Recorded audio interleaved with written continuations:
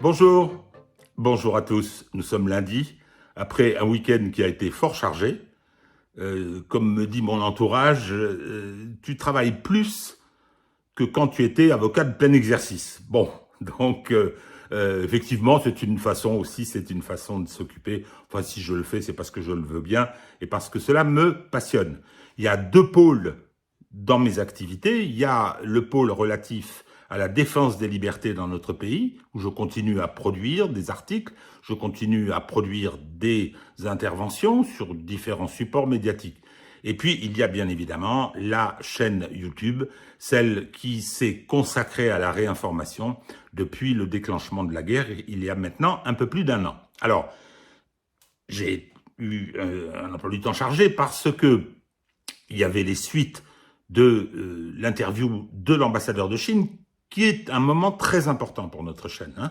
Vous avez tous constaté que le matériel utilisé, le niveau que nous avions atteint changeait.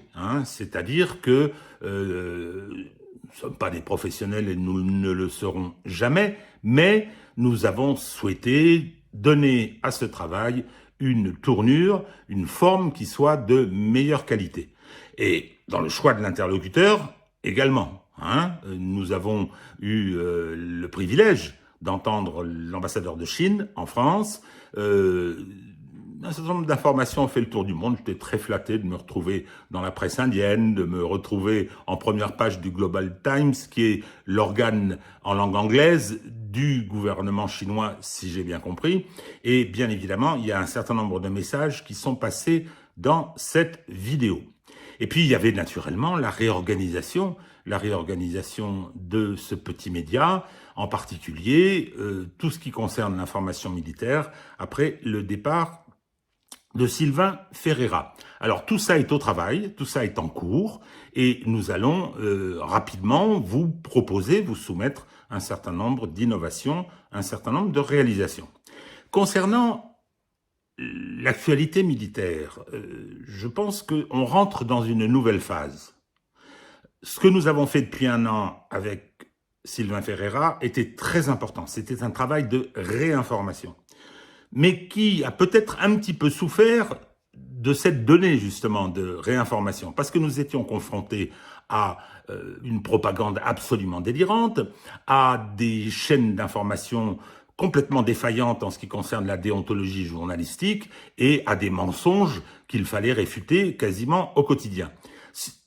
Dans la mesure où il s'agissait de cela, nous avions envie de moucher tous ces menteurs, eh bien nous avons peut-être privilégié, soit dans leur contenu, soit dans leur présentation, nous avons peut-être privilégié des informations parce qu'elles nous apportaient aussi le moyen de moucher les dits menteurs, le moyen également d'imaginer, de prévoir que des faits allaient nous donner raison, ce qui ne s'est pas toujours produit.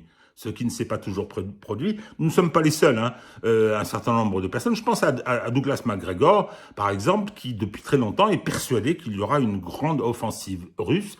Je n'en sais rien, ce n'est pas sûr, c'est possible, probable, on ne sait pas, et nous verrons bien, et je crois que nous l'avons dit à plusieurs reprises, nous ne savons pas ce que souhaitent les Russes, quelles sont les stratégies qu'ils imaginent et qu'ils entendent mettre en œuvre. Clairement, nous sommes dans une nouvelle phase. Il y a eu l'offensive initiale, les négociations qui ont capoté après les interventions occidentales, et ensuite, tout ce programme militaire mis en place par le général Surovikin, avec la bataille de Bakhmout, qui a été une bataille extrêmement importante et qui a eu un certain nombre de conséquences. On y reviendra pour en faire l'analyse maintenant qu'elle est terminée, essayer de comprendre ce qui s'est passé et essayer d'imaginer ce qu'était la stratégie russe. Alors, aujourd'hui, est-ce que on va, avec les annonces propagandistes de la fameuse contre-offensive ukrainienne, qui apparaît peu probable, du fait des éléments matériels, du fait du rapport de force qui la rend extrêmement difficile, je ne sais pas, nous verrons. Personnellement, je pense qu'on va vers une forme de stabilisation. La Russie, peut-être, étant elle aussi dans une guerre par proxy, c'est-à-dire qu'on a beaucoup parlé de la guerre par procuration menée par les États-Unis, menée par l'Occident contre la Russie, mais on s'aperçoit aujourd'hui que la Russie mène aussi contre l'Occident combiné, mène aussi une guerre par procuration et est en train d'affaiblir l'Occident. C'est difficilement contestable. Le désordre international, enfin, c'est pas du désordre d'ailleurs, c'est la nouvelle donne qui met en place probablement un nouvel ordre. Toutes les informations, et on en reparlera, qui arrivent dans l'actualité, donnent à penser que la situation de l'Occident n'est pas extraordinaire. Il y a la situation interne de beaucoup de pays, je pense en particulier les États-Unis, et il y a également l'actualité internationale. Je vais juste prendre un petit détail, mais un détail qui tue. Il va y avoir une réunion de l'OPEP, et l'Arabie Saoudite a insisté pour que les journalistes économiques de la presse américaine, Wall Street Journal, Bloomberg, ne soient pas invités. Ils ont été mis dehors. Alors, qu'ils aient été mis dehors du symposium économique de Saint-Pétersbourg, c'est une chose, mais là, c'est tout à fait autre chose. Et donc, c'est un signe. Il y a les prises de position des Émirats arabes unis, il y a les réunions des différentes structures d'Asie, et on s'aperçoit que aujourd'hui, l'hégémonie américaine n'est plus acceptée ni supportée, et il y a des informations qui le donnent à penser absolument tous les jours. Donc, voilà un petit peu ce qui nous semble, c'est-à-dire que la situation militaire, on l'avait toujours dit, n'est qu'un des aspects de cette espèce de d'ébranlement mondial, qui est une espèce de guerre mondiale hybride. Eh bien, c'est tout à fait possible que le temps joue pour la Russie, qui espère bien que ses adversaires, qui sont aussi, soyons clairs, des ennemis. Hein. La Grande-Bretagne, avec les armes qu'elle livre, la France, qui est co-belligérant, faut pas se raconter d'histoire, il faut pas venir dire « Oh ben non, pas du tout, si, on est co-belligérant, on forme des soldats ukrainiens, on livre du matériel, on assure un certain nombre de missions.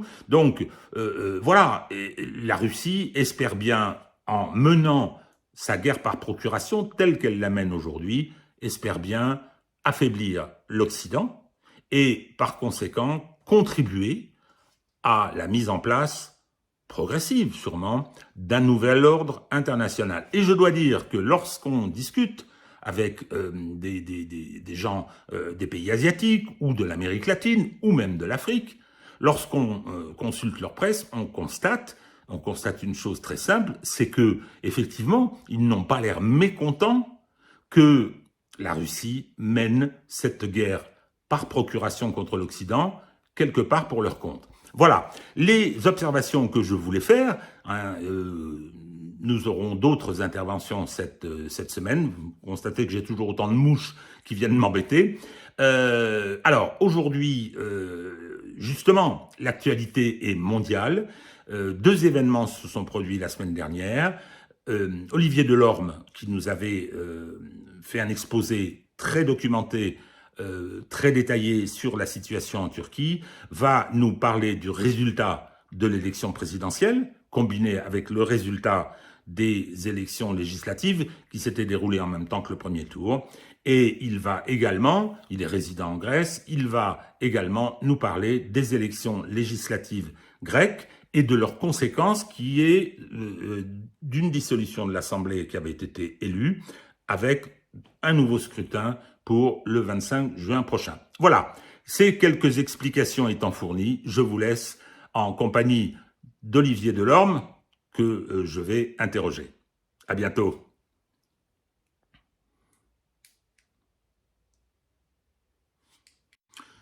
Oups, me voilà de retour très vite parce que j'ai oublié quelque chose d'important, emporté par mon propos. Je ne vous ai pas parlé de la fameuse cagnotte. Alors, à l'occasion de l'interview de l'ambassadeur de Chine, nous avons dû faire un certain nombre d'investissements. J'ai dû m'adresser pour les prises de vue, pour le montage, à des professionnels. Ça coûte un peu d'argent et c'est normal, je vous l'avais dit, c'était pour ça. Pour l'amélioration technique de cette chaîne que je souhaitais votre soutien. Alors, je répète, je réitère que ce soutien matériel, qui est bien évidemment aussi moral, est important, il est même très important, parce qu'il nous permet de nous développer, il nous permet d'améliorer la qualité et par conséquent de continuer ce travail de réinformation et de le rendre meilleur et, ce qui n'est pas négligeable, de le rendre moins vulnérable.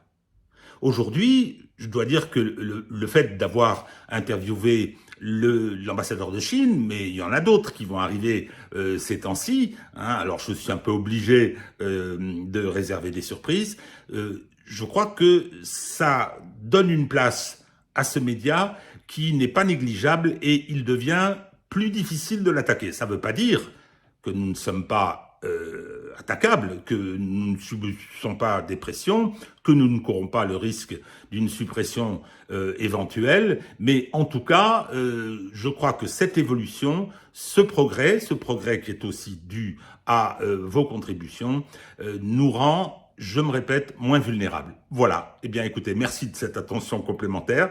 Hein. J'ai fait mon petit tour avec ma sébille et je vous dis à tout de suite pour parler Turquie et Grèce. Bonjour à tous. Alors, comme promis, chose promise, chose due, nous allons faire un petit point des résultats des élections. Alors, on va parler bien évidemment de la Turquie, puisque le deuxième tour de la présidentielle était dimanche, mais nous allons aussi parler des élections en Grèce. Olivier, que vous connaissez, Olivier Delorme, va nous donner quelques précisions institutionnelles sur la Grèce, que j'ai trouvé très intéressante et que j'ignorais complètement sur les modes de scrutin. Et voilà, donc on va faire le point, un point d'actualité immédiate, c'est un peu un flash, et on y reviendra en fonction des conséquences de ces élections, et je pense en particulier à la victoire d'Erdogan au deuxième tour, avec beaucoup de commentaires autour. En particulier, on nous dit la réélection d'Erdogan est une défaite de l'Occident. Qu'en est-il? En tout cas, ça fait beaucoup de peine aux médias français, de ce que j'ai pu voir. Et également, j'ai entendu des membres de la majorité d'Erdogan vilipender les Américains, présenter sa réélection comme une victoire contre les États-Unis. Ça m'a un peu étonné, parce que je ne suis pas sûr que Erdogan soit le fer de lance de la lutte anti-impérialiste. Hein, c'est peut-être pas tout à fait ça. Voilà. Bon, Olivier, je te passe la parole. On commence par Bonjour, Régis. on commence par la Turquie. C'est toi qui décides, hein. Comme tu veux, moi je suis à ta disposition, donc on commence par la Turquie si tu Oui, veux. oui, je pense qu'on va commencer par la Turquie. C'est une actualité chaude. Voilà. Donc il y a 15 jours, il y a eu le premier tour des élections présidentielles, de l'élection présidentielle et le tour unique de l'élection législative, des élections législatives, puisque le scrutin est un scrutin proportionnel en Turquie pour les législatives. Donc la Grande Assemblée nationale turque compte 600 sièges, donc la majorité est à 300. Et donc, dès ce tour unique, la coalition qui soutenait Erdogan a gagné les législatives, puisqu'elle est sortie de ce scrutin proportionnel. Peut-être tu peux passer la carte, la première carte. Elle est sortie de cette élection législative avec une majorité de 323 sièges sur 600. Donc, dès dimanche, il y a 15 jours, on savait que ça serait très difficile pour l'opposition, puisque même si l'opposition gagnait la présidentielle et Erdogan était arrivé en tête, elle serait en quelque sorte dans une situation de cohabitation, le président de l'opposition aurait dû gouverner avec une majorité AKP et MHP. Donc la majorité compte trois partis. L'AKP d'Erdogan, qui a décroché 268 sièges. Le MHP, qui sont ses alliés d'extrême droite, euh, héritiers et liés au mouvement terroriste des loups gris qui a semé la, la, la, la, la, la terreur dans les milieux de gauche dans les années 60-70. Et puis, il y a un nouveau parti dans cette majorité, qui est le nouveau parti de la prospérité, qui est l'héritier du parti islamiste historique, Parti de la prospérité, qui était dirigé par Nekmettin Erbakan, dans lequel Erdogan avait fait ses classes. Et donc, c'est le fils d'Erbakan qui a recréé un nouveau parti de la prospérité qui est allié à l'AKP et au MHP. Donc l'AKP d'Erdogan n'a pas la majorité à lui tout seul, puisqu'il a 268 sièges, mais la coalition de l'AKP avec le MHP et le nouveau Parti de la Prospérité a une majorité de 23 sièges à la Grande Assemblée nationale. L'AKP a reculé, hein, et elle a perdu 26 sièges. Le MHP en a gagné un et le nouveau Parti de la Prospérité en a gagné 5 puisqu'il n'était pas représenté dans la précédente Assemblée nationale.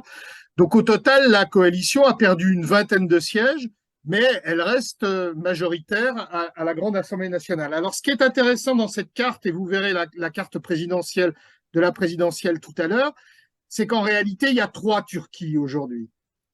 Vous avez une Turquie de l'Est qu'on voit ici dominée en mauve, qui est le pays kurde, hein, dans laquelle est arrivée en tête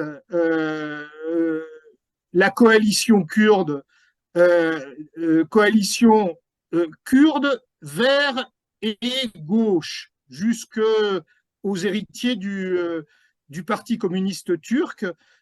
Donc cette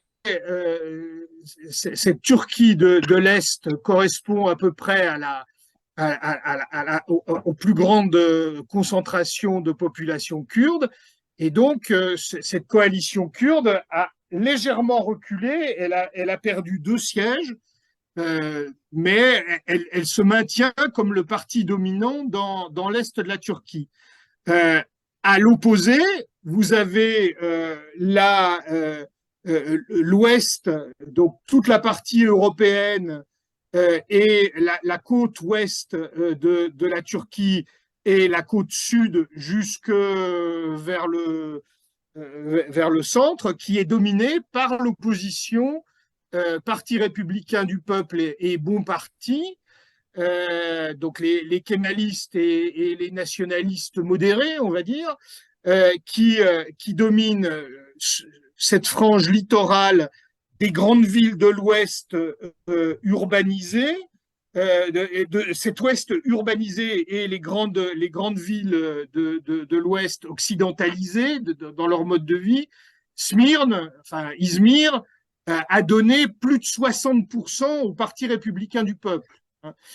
Donc vous avez cette et puis alors le centre autour d'Ankara qui a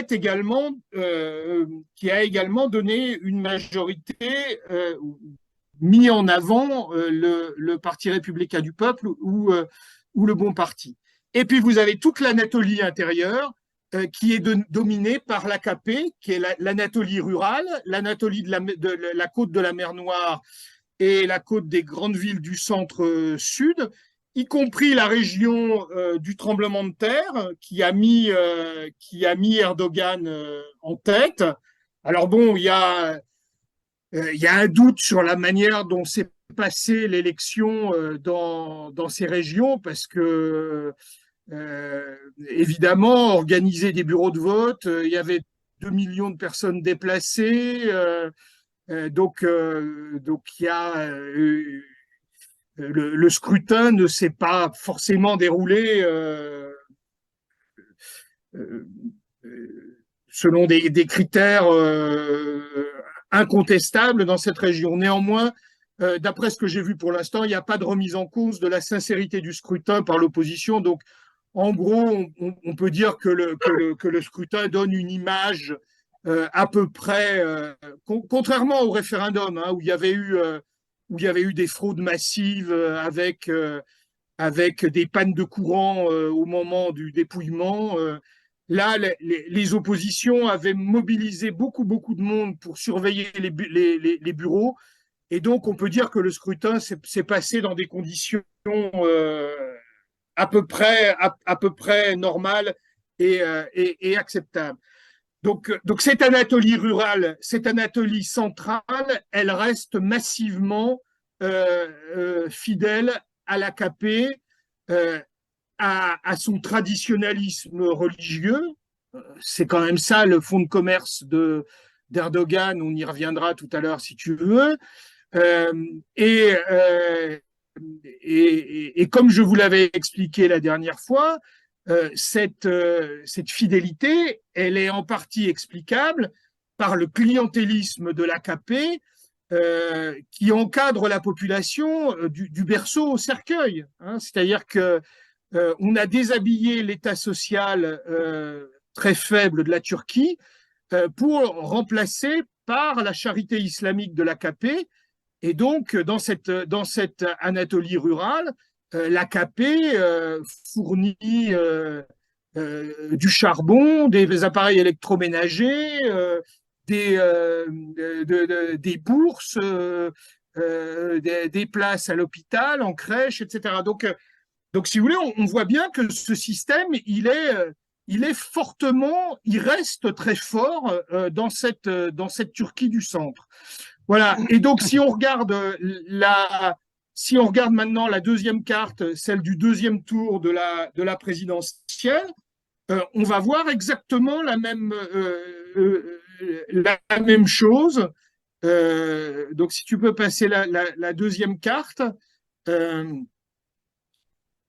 on va voir exactement la même chose, c'est-à-dire que le candidat de l'opposition, Kılıçdaroğlu, ben, il a gagné la Turquie de l'Est avec les régions kurdes, parce que la coalition kurde s'était présentée à elle seule aux législatives, mais elle n'avait pas présenté de candidat et de toute façon, elle s'était ralliée dès le premier tour Kılıçdaroğlu, le candidat du parti kémaliste. On voit que la Turquie littorale de l'Ouest et la région d'Ankara, eh ben, ils ont donné une majorité à Kılıçdaroğlu. Et en revanche, Erdogan fait son élection dans toute la Turquie, dans toute l'Anatolie centrale et rurale, qui lui reste massivement attachée. Et donc, alors, au total, la victoire est la victoire n'est pas écrasante, hein, c'est 52-18, 47-82. Il y a un écart de 2 300 000 voix en même temps entre les deux. Et on note qu'il y a une baisse de la participation entre le premier et le deuxième tour. Il y a 800 000 électeurs de moins. Qui sont probablement des électeurs ultranationalistes qui trouvent Erdogan pas assez dur avec les Kurdes, pas assez dur avec les minorités.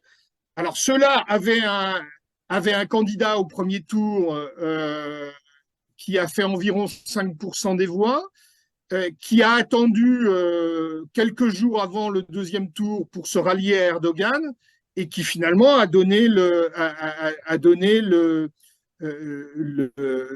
s'est désisté en faveur d'Erdogan après avoir laissé planer le suspense pendant presque 15 jours. Donc voilà ce qu'on peut dire sur la présidentielle. Donc Erdogan sort vainqueur, 50 plus si sa santé le permet. Et il a une majorité pour gouverner, donc le pouvoir sort renforcé de cette élection. Alors, renforcé il a perdu des voix et il a perdu des sièges, mais enfin, après 20 ans de pouvoir, c'est un résultat qui est tout à fait positif pour le pouvoir sortant, malgré les grandes difficultés dont je vous ai parlé, notamment l'effondrement de la monnaie et les plus de 100% d'inflation. Eh ben, ce pouvoir tient le coup. Alors, j'ai une question, Olivier. Une question, c'est que avant le premier tour, Erdogan apparaissait en danger. Il y avait des sondages qui avaient l'air sérieux. Il y avait manifestement des inquiétudes dans le camp Erdogan concernant ce scrutin. Qu'est-ce qui a joué pour que le premier tour soit satisfaisant? Il rate la majorité d'assez peu, en fait, hein. Donc, Ah oui, qu'est-ce il qui a est pu à se produire? 49,5, 49,5, donc il rate la majorité d'assez peu.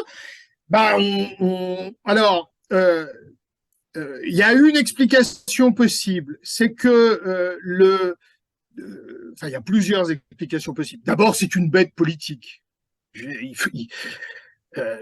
C'est pas ma tasse de thé, c'est pas, voilà, je suis très critique par rapport à ce pouvoir et à son, à son action internationale notamment, mais intérieure également. Mais c'est une bête politique. Il rebondit à chaque fois. La presse grecque a dit c'est un président téflon, c'est-à-dire que rien n'attache. Hein. Donc il a des scandales, tout son clan familial est mouillé dans des scandales financiers, mais il y a cet attachement de la Turquie, de la Turquie traditionnelle, qu'il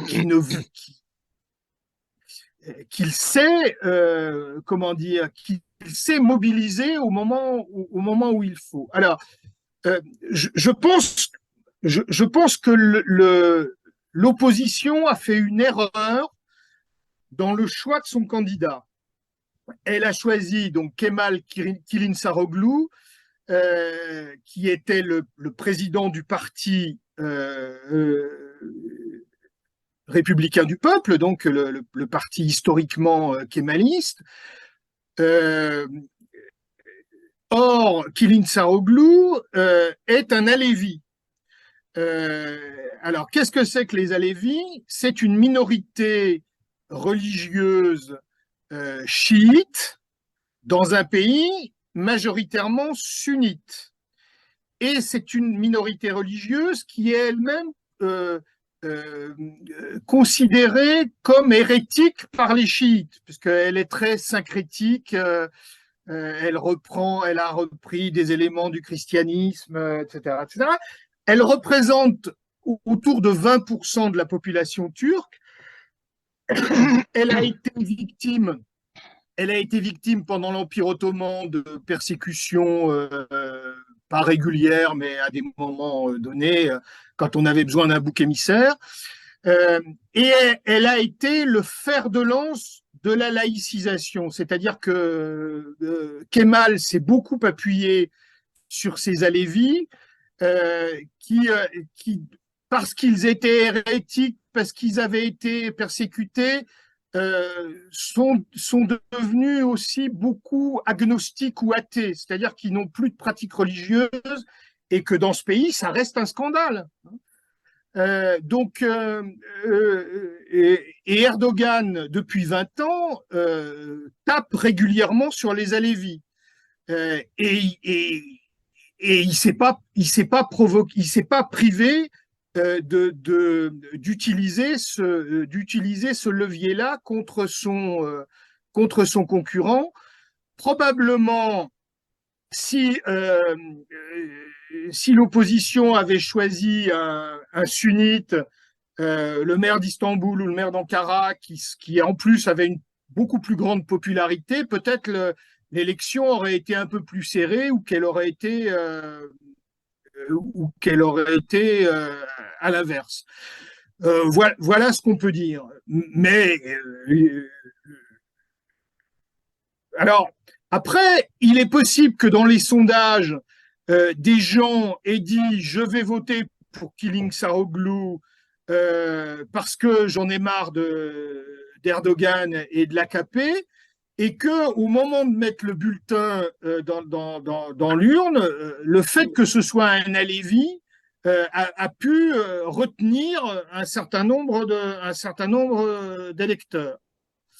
Après, voilà, alors, la, la question, comme partout, reste de l'utilisation des sondages. Est-ce que ces sondages... Alors, tous les sondages donnaient Kılıçdaroğlu en tête au premier tour et vainqueur au deuxième tour, ou quasiment tous. Alors, est-ce que ces sondages ont été manipulés pour surmobiliser l'électorat de l'AKP? C'est aussi possible. Voilà, donc c'est les éléments qu'on peut, qu'on peut avancer. Alors, il y a bien évidemment la presse occidentale, je pense à la presse française essentiellement, qui pointe les risques de fraude. Alors, j'ai vu une intervention de Christophe Deloire, le patron de Reporters sans frontières, qui a succédé au maire de Béziers, Ménard, qui a pointé le déséquilibre qu'il y a eu des moyens, et des moyens de propagande en particulier, au profit. Alors, moi, ça me fait un peu sourire parce que, effectivement, la sincérité du scrutin se déduit d'un certain nombre de facteurs. Il y a la fraude, le bourrage d'urne évidemment, mais il y a également le déséquilibre des moyens, il y a également le fait que des candidats ne puissent pas s'exprimer. Donc la jurisprudence française, que j'ai la prétention de ne pas mal connaître, sanctionne ces déséquilibres. Je souris parce que je n'ai pas entendu Reporters sans frontières, par exemple, pour une autre élection, et Dieu sait si je n'aime pas beaucoup Monsieur Trump, mais l'élection de 2020, où on a coupé le sifflet à Trump, toute la presse était favorable à Joe Biden, et que l'élection, quoi qu'on en dise, c'est quand même conclu par un écart dans les swing states de 30 000 voix, au-delà puisque ce sont les États, c'est pas le peuple américain qui élit le président, ce sont les États. Et donc, non, la personne n'a trouvé à redire. Et là, on a le rapport Durham sur le soi-disant Russiagate, on a les interventions d'Elon Musk qui démontrent à quel point les agences de l'État américain sont intervenus au profit de Joe Biden. Et là, non, pas du tout. L'élection américaine a été régulière. Et l'observation que je fais, c'est que ce phénomène de dégradation des systèmes électoraux des démocraties libérales est un phénomène important qu'on rencontre dans beaucoup d'endroits. Alors, sur la fraude, parce que l'écart est faible quand même, enfin faible, il y a 4 points, un peu plus de 4 points. 2 millions 300 000 voix. Voilà, donc c'est un grand pays. Est-ce qu'effectivement on peut imaginer, comme tu l'as laissé entendre concernant l'Anatolie centrale, est-ce qu'on peut imaginer que ça a bourré aussi? J'ai regardé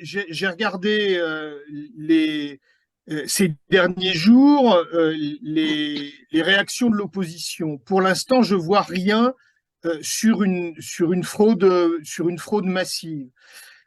Ce qui est sûr, si tu veux, c'est que dans la région du tremblement de terre, qui a voté massivement pour Erdogan, et massivement, qui a mis Erdogan devant assez largement, et où on pensait que les responsabilités du pouvoir dans la gestion calamiteuse des secours, etc., allaient donner l'avantage aux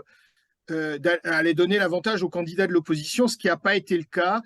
Et il y avait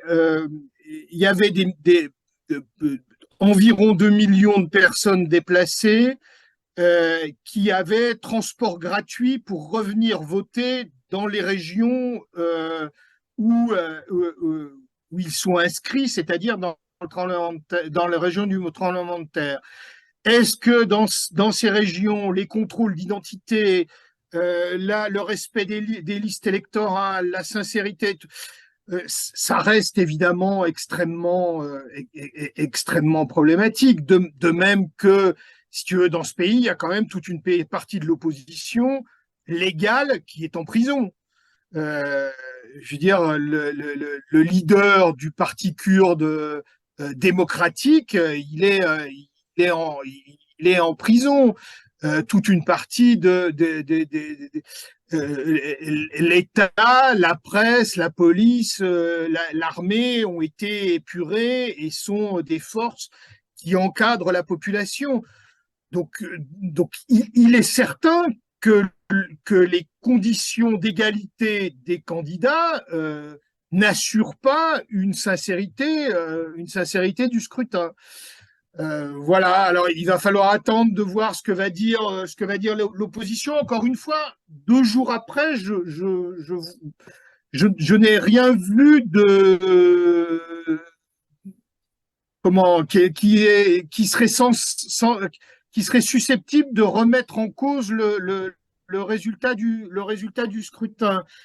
Euh, il, est, il est clair que au premier tour, le candidat de l'opposition, pendant toute la soirée, a dit aux observateurs, ne quittez pas les urnes, ne quittez pas les urnes, gardez l'œil dessus. Et jamais l'opposition n'avait mobilisé autant de volontaires pour surveiller la tenue du scrutin. Après, voilà, on est en Turquie, donc si tu veux, il y a des régions, il y a des régions où l'AKP est tellement dominante que elle a pu rajouter des bulletins ici ou là pour faire en sorte que la domination soit encore plus massive qu'elle n'est qu'elle n'était dans les régions où l'AKP où les oppositions sont dominantes. Euh, il est clair qu'ils ont mobilisé le plus possible pour surveiller le dépouillement. Bon, je parlais tout à l'heure des pannes d'électricité. J'ai pas vu de panne d'électricité au moment du dépouillement, si tu veux. Donc voilà, il semble que le scrutin ait été plus sincère que les fois précédentes. Maintenant, jusqu'à quel point j'étais pas sur le terrain et je peux pas en dire, je peux pas en dire davantage. Alors, Olivier, on se reverra bien évidemment pour les Mais conséquences. sur les moyens de propagande, il y a pas de doute. Hein. Toutes les télés, tous les journaux, à quelques exceptions près, l'agence de presse ont appuyé autant qu'ils le pouvaient la candidature d'Erdogan et de la majorité. Alors, sur les Il conséquences, il est clair que les concurrents n'étaient pas à égalité sur la ligne de départ.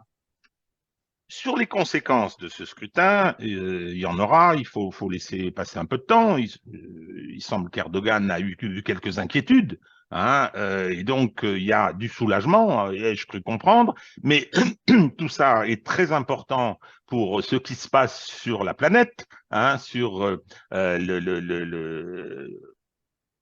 mise en place, la mise en œuvre d'un certain nombre de mutations, et la guerre en Ukraine n'est pas très loin, puisqu'il y a eu récemment une attaque de drones maritimes contre la flotte russe qui est chargée de la protection du gazoduc Turk Stream.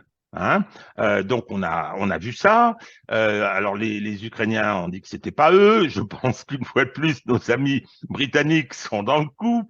Il y a eu après j'ai vu alors quelques petites informations selon lesquelles d'abord il y avait semble-t-il un sentiment anti-américain qui s'exprimait. J'ai vu un homme politique dont je me rappelle plus le nom qui le disait. Voilà, c'est une victoire contre l'Amérique.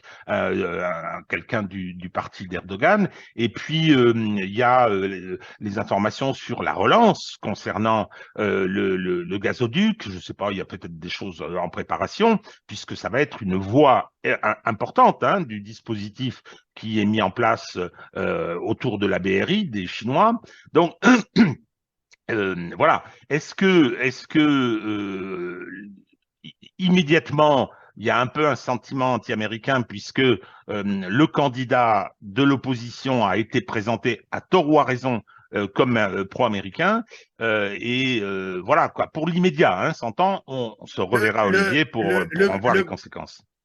le candidat de l'opposition a accusé les Russes d'intervenir dans Oui, l'élection. c'est les Russes. C'est les Ce qui Russes, le devient, vieux concept. ce qui devient automatique maintenant. Hein. Dès qu'il y a une élection, les Russes interviennent pour fausser le résultat. Bon, alors, j'avais essayé, j'en avais parlé la dernière fois, parce que la, la politique d'Erdogan est une politique, à l'égard des États-Unis, est une politique à double tranchant.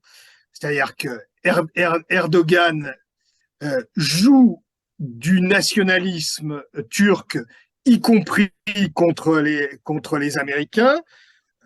Bon, on se souvient qu'au moment de l'invasion de l'Irak, l'AKP qui venait d'arriver au pouvoir n'a pas autorisé les Américains à utiliser la base d'Incirlik pour rentrer au Kurdistan, faire l'opération aéroportée au Kurdistan irakien. Les Turcs ont coupé à plusieurs reprises l'électricité à cette base OTAN américaine d'Incirlik, qui était euh, un des points forts du dispositif OTAN à l'Est. Donc, si tu veux, il y a cette rhétorique nationaliste anti-américaine, mais qui peut très bien demain, et qui l'a déjà été, être anti-russe de la même manière. Enfin, je veux dire, rappelez-vous, en Syrie, les Russes et les Turcs étaient face à face, et les Turcs ont même descendu un avion russe avec derrière une tension extrêmement forte. La Russie a bloqué le trafic des camions turcs sur une des routes par lequel passe le commerce entre la Turquie et la Russie. Il y a eu des tensions très fortes. Erdogan est allé au Kremlin, on l'a fait poireauter tout seul pendant 3/4 d'heure dans une antichambre. Puis on l'a reçu, Poutine l'a reçu avec derrière lui une statue qui s'appelle la traversée des Balkans et qui illustrait la guerre russo-turque de 1878, où les Turcs étaient arrivés aux portes de Constantinople. Donc, si tu veux, il y a un jeu turc qui est proprement turc. C'est-à-dire que en fonction de la conjoncture, en fonction des intérêts, de la manière dont Erdogan conçoit les intérêts de la Turquie, il peut donner un coup de barre côté américain ou donner un coup de barre du côté russe. Alors, ce qui ne l'empêche pas de dépendre stratégiquement des États-Unis et d'être, si tu veux, tous ces derniers mois, la politique turque a consisté à faire lever l'embargo sur les armes décidé par Trump à la suite de l'achat des SS-200 de la Turquie à la Russie et de l'exclusion de la Turquie du programme F-35, comme je vous l'ai expliqué la dernière fois, pour acheter des nouveaux F-16 et pour obtenir les kits, les kits de modernisation de sa flotte de vieux F-16. Donc, si tu veux, on ne peut pas dire qu'Erdogan est anti-américain. Erdogan, il a une rhétorique anti-américaine quand ça l'arrange. Et, et, et quand il veut faire chanter les États-Unis pour obtenir ce qu'il veut, il va donner un coup de barre du côté des Russes. Et puis, quand la situation en Syrie ou en Libye le met face à face avec les Russes, ou dans les deux endroits, il soutient des camps opposés à à la Russie, et il va donner un coup de barre du côté des Américains contre les Russes. Il ne faut pas oublier, je vous l'avais dit aussi la dernière fois, qu'il a envoyé des djihadistes du côté ukrainien et qu'il a fourni et qu'il continue à fournir des drones sous licence aux Ukrainiens. Donc, si tu veux, il y a cette position paradoxale, cette position géostratégique fondamentale de la Turquie qui lui donne une marge de liberté par rapport à la Russie et par rapport aux États-Unis, qui fait que, en fonction de ce qu'il veut obtenir, il va tirer la corde d'un côté ou de l'autre. Voilà, c'est comme ça qu'il faut voir la politique turque et pas comme anti-américaine ou pro-américaine. J'ajoute qu'avec la chute de la monnaie et l'inflation, les Chinois sont en train de racheter toute une partie de l'économie turque, comme ils l'ont fait en Grèce d'ailleurs. Et donc, si tu veux, tout ça est un jeu extrêmement subtil et compliqué qui échappe un peu à la presse française, il faut bien Alors, le dire. puisque tu viens de parler de la Grèce. Qui est quand même très paresseuse. Oui, très oula, paresseuse et incompétente. Il n'y a plus de correspondants. Est souvent incompétente et se contente de recopier les dépêches de l'AFP.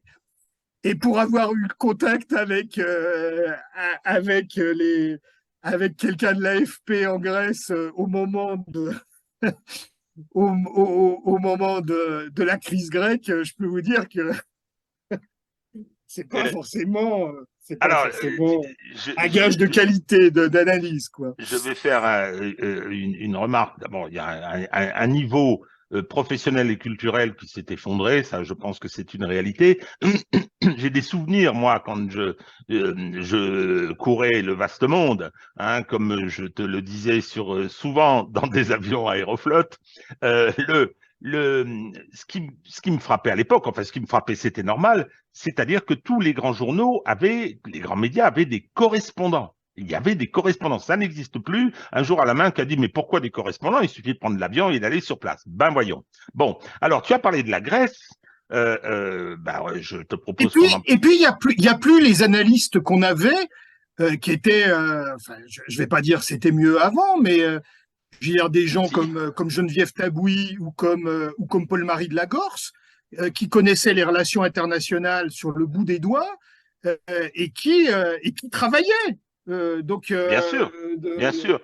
Alors, la Grèce, qui était chère, je le sais, il y a eu des élections, il va y en avoir d'autres, tu vas nous expliquer pourquoi. Et ensuite, j'ai vu qu'il se passait des choses quand même, hein, et que la Grèce, semble-t-il, venait sur des positions assez proches de celles de la Hongrie concernant le conflit. Donc, que se passe-t-il en Grèce? Donc, je t'écoute. Alors, si tu veux, sur le conflit russo-ukrainien, il faut faire la différence entre le milieu politique grec qui est dépendant des États-Unis, et je dirais qu'il ne peut pas faire autrement parce que la Grèce est un tout petit pays qui a affaire avec un pays 8 fois plus peuplé, avec une armée menaçante et énorme. Et donc, la Grèce ne peut pas se payer cette politique indépendante d'Erdogan qui va aller tantôt d'un côté, tantôt de l'autre. Et de fait, si tu veux, la sécurité de la Grèce par rapport à la Turquie tient en dernier ressort avec sa bonne relation avec Washington. Donc en gros, le monde politique grec, il est plus ou moins aligné sur Washington. Sauf que déjà, l'état-major a refusé au printemps, dans l'hiver, de livrer un certain nombre d'armements qui étaient affectés à la défense des îles et que les Américains voulaient que les Grecs livrent aux Ukrainiens, et l'état-major a dit non. Nous, on est là pour défendre le pays, on n'est pas là pour donner des armes.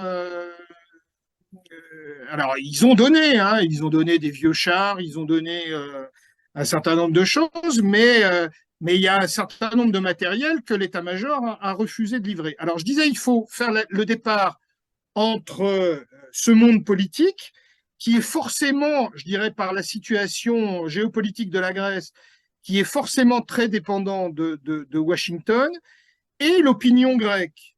L'opinion grecque, depuis le début du conflit, il y a des sondages, contrairement à la France, sur ce sujet, et on voit que l'opinion grecque, si tu veux, en gros, c'est 50-50, et même un peu plus en général du côté de la Russie, parce que il y a la fraternité orthodoxe, parce que il y a une histoire commune entre la Russie et la Grèce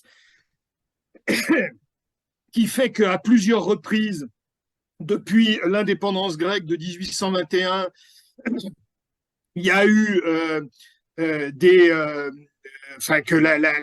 la Russie a été une garantie face à la Turquie.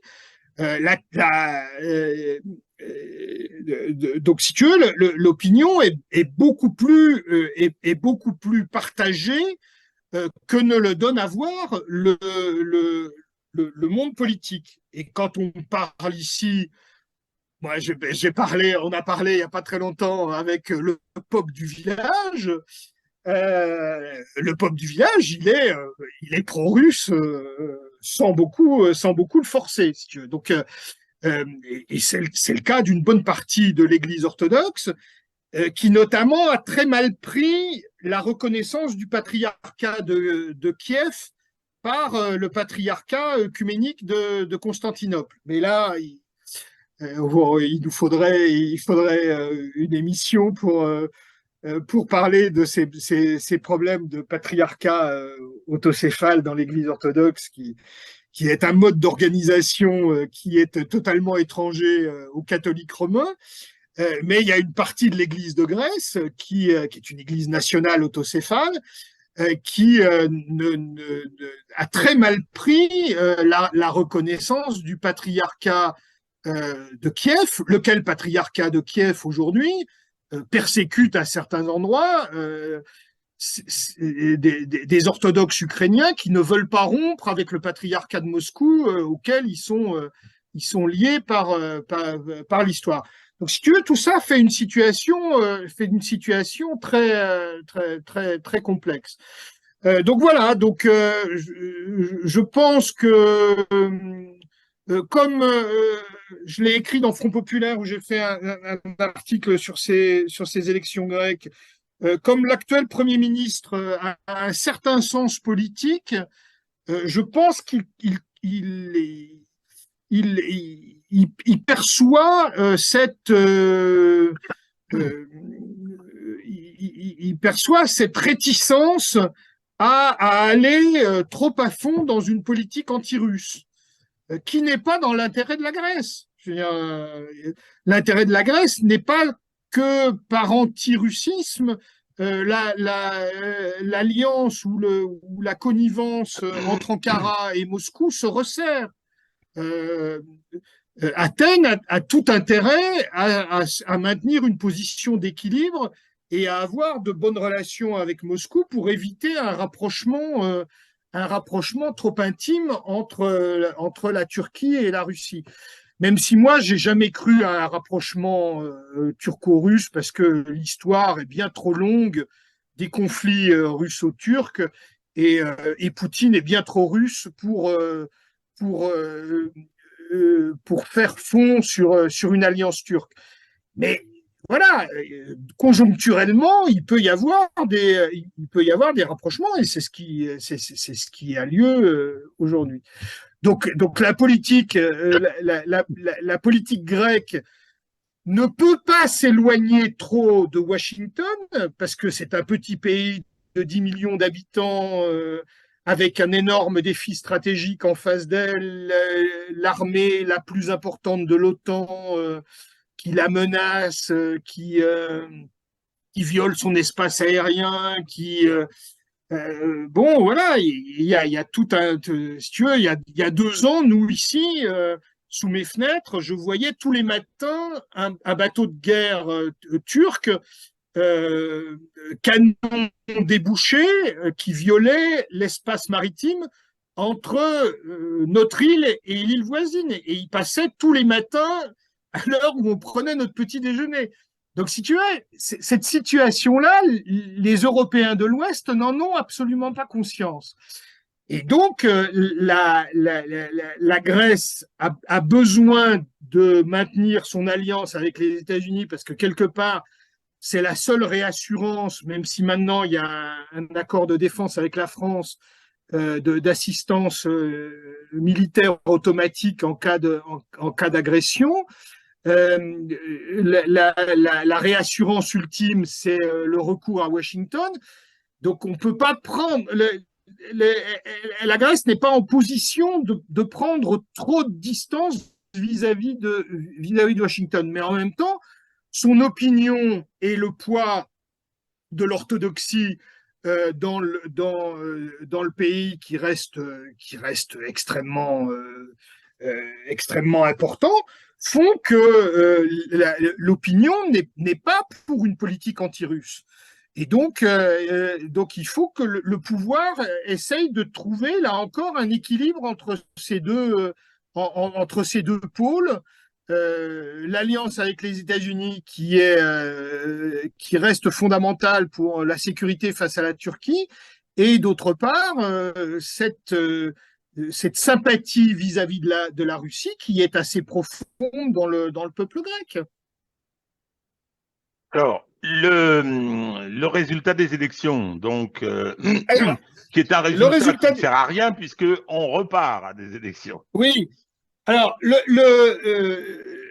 alors, ça sert à rien, mais ça sert pas tout à fait à rien parce que ça a quand même donné des indications sur Oui, oui. Non, mais je veux dire politique. institutionnellement. Oui, Hein. oui, oui.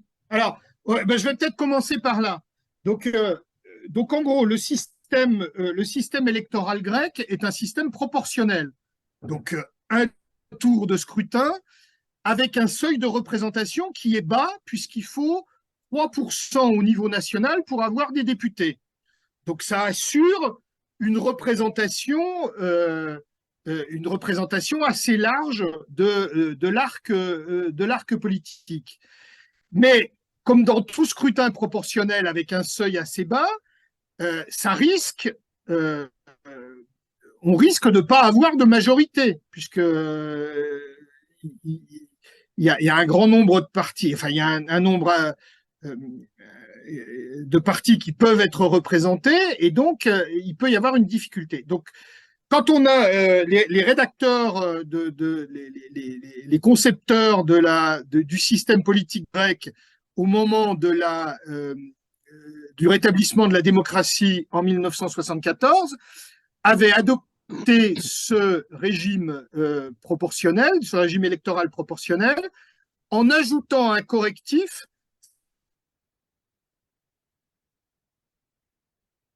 Ah.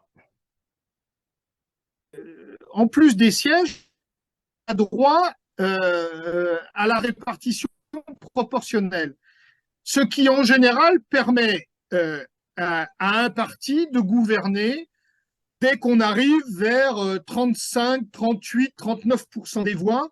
On est assuré d'avoir une majorité à la Chambre, tout en ayant une représentation assez large de l'éventail politique dans cette Chambre. Donc, à mon avis, c'est un système assez intelligent. Ça a l'avantage de la proportionnelle qui est de ne pas éliminer une partie des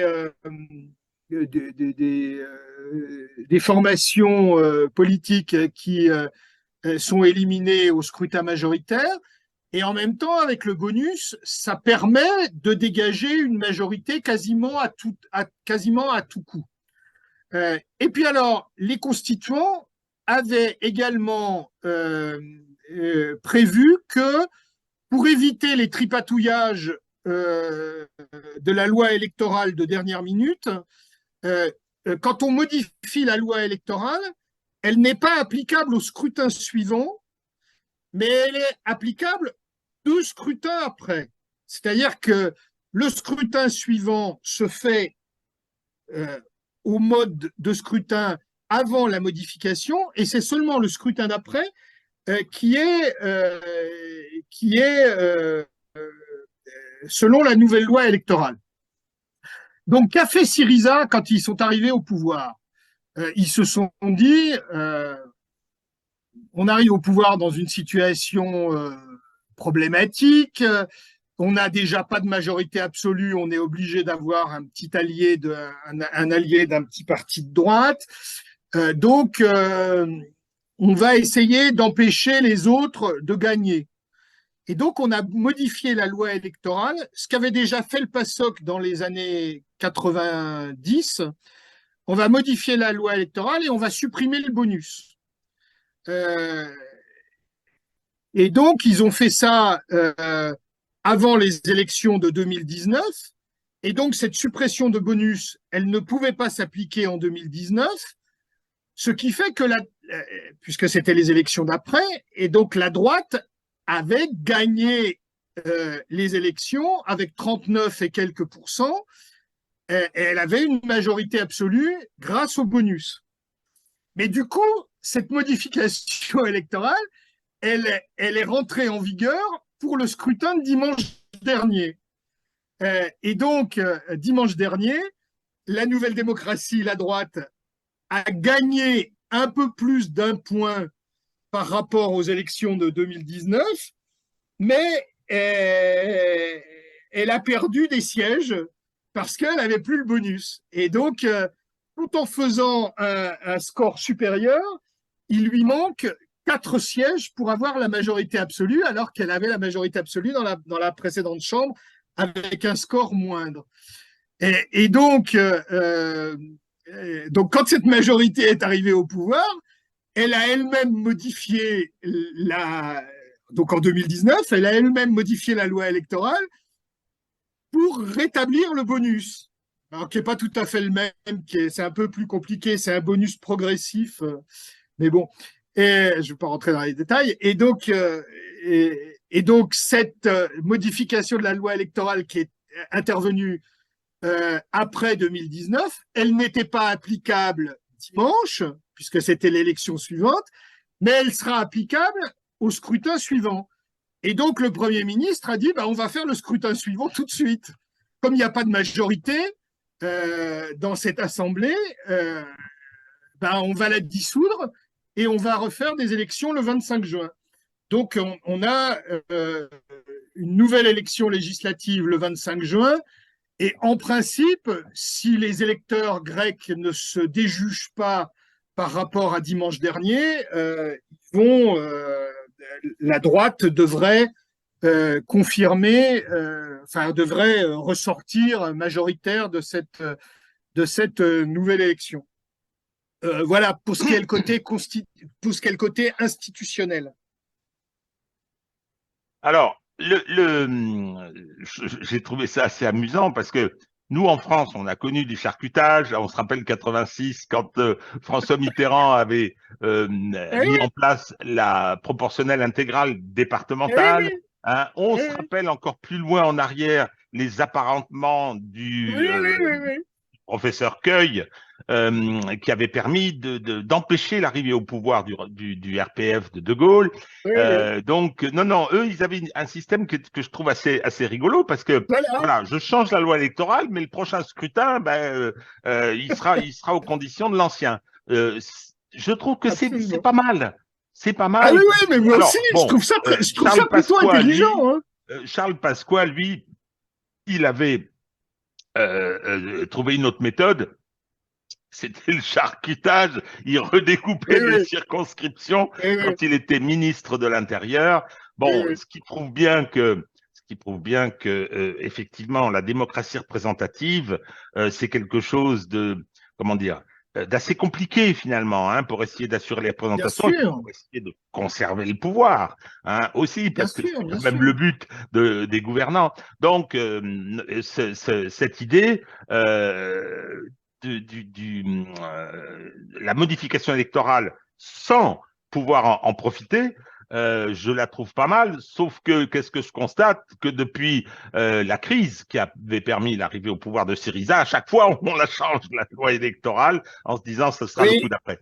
Donc mais ce que tu nous dis, c'est que bon, comment dire, je sais pas dire à droit constant, hein, comme on dit dans ma sphère, mais à vote constant, les conséquences du fait de la réinstauration d'un bonus, les conséquences vont être du maintien au pouvoir de la démocratie. Alors, ce que je te propose, c'est que après le résultat sur la Grèce, puis surtout, on va voir ce qui se passe quand même, hein, parce que l'Europe bouge, l'Europe évolue. Il y a toujours la guerre en Ukraine, avec toute une série d'événements qui peuvent se produire. Il y a la fameuse contre-offensive, et puis la si, situation de si, l'UE, hein, si, oui. si tu me permets, Régis, je voudrais quand même dire une chose, c'est que après 4 ans de pouvoir, la droite qui a continué la politique néolibérale, machin, sort, sort vainqueur de ces élections, alors qu'on pensait qu'elle serait sanctionnée, si tu veux. Et ce qui est quand même très intéressant, c'est que les Grecs ont sanctionné Syriza. C'est-à-dire que la nouvelle démocratie, après 4 ans de pouvoir, a gagné presque un point, et Syriza, après 4 ans d'opposition, a perdu 11 points et demi. C'est-à-dire qu'elle a perdu presque la moitié de ses électeurs de janvier 2015 et presque le tiers de ses électeurs de 2019. Donc, si tu veux, c'est une gifle à cette opposition de Syriza. Les Grecs ne leur pardonnent pas d'avoir trahi et d'avoir trahi le mandat du référendum.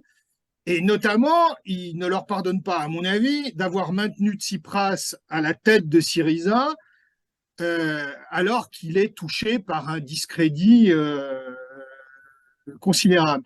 Donc tout le monde s'attendait à ce que la nouvelle démocratie gagne, mais pas du tout avec cette marge-là.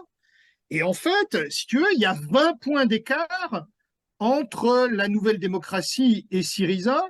Et jamais depuis 1974, le premier parti d'opposition n'a fait un aussi mauvais score que Syriza. Donc c'est des élections qui ont sanctionné l'opposition au lieu de sanctionner la majorité, ce qui est quand même intéressant à dire. Alors, pour moi, et tu le sais, Olivier, c'est pas une mauvaise nouvelle, hein. Je pense que Ah non, mais pour moi non plus, Monsieur Régis. Tsipras est dans les poubelles de l'histoire, hein, sa trahison Et qui m'avait. apparemment, Podemos fait la même chose en Espagne, c'est-à-dire qu'ils vont disparaître de l'échiquier politique. Voilà, c'était les créations Ces entre guillemets, partis-là les créations du ces populisme de gauche. partis-là qui ont poussé comme des champignons sont en train de disparaître. Et je rappelle que Tsipras, qui avait représenté un espoir. Alors, je ne suis pas grec, Ah mais oui, oui, oui. il y avait quelque chose de magnifique dans, Ah oui, oui. l'émergence. Je me rappelle la soirée du référendum. On attendait des résultats. Je me rappelle de Coralie Delhomme, avec laquelle j'étais au téléphone, etc. On se disait, Bien bon, il y avait eu le sûr, bien sûr. résultat, mais cette trahison, bon, est Moi, impardonnable. je Je les ai rappelle soutenus jusqu'au référendum. je rappelle à cette occasion, Olivier, que tout comme Emmanuel Macron, tout comme François Hollande, tout comme Arnaud Montebourg, Alexis Tsipras était young leader américain. Voilà. Et je pense que Madame Meloni, qui est ultra atlantiste, elle, c'est l'Institut Aspen qui l'a formée. Bon, donc, et c'est toujours la même chose. La commission parlementaire sur les interventions étrangères parle d'abord tout le temps des Russes, jamais de ceux qui effectivement influencent l'Europe, les pays d'Europe, c'est-à-dire les États-Unis. Alors, on reparlera du résultat des élections grecques. Hein. Nous allons, toi et moi, profiter de notre ambiance méditerranéenne à nouveau, hein, et te remercier bien sûr de toutes ces précisions concernant la marche du monde. Voilà. Eh bien, écoutez, à tous, à très bientôt.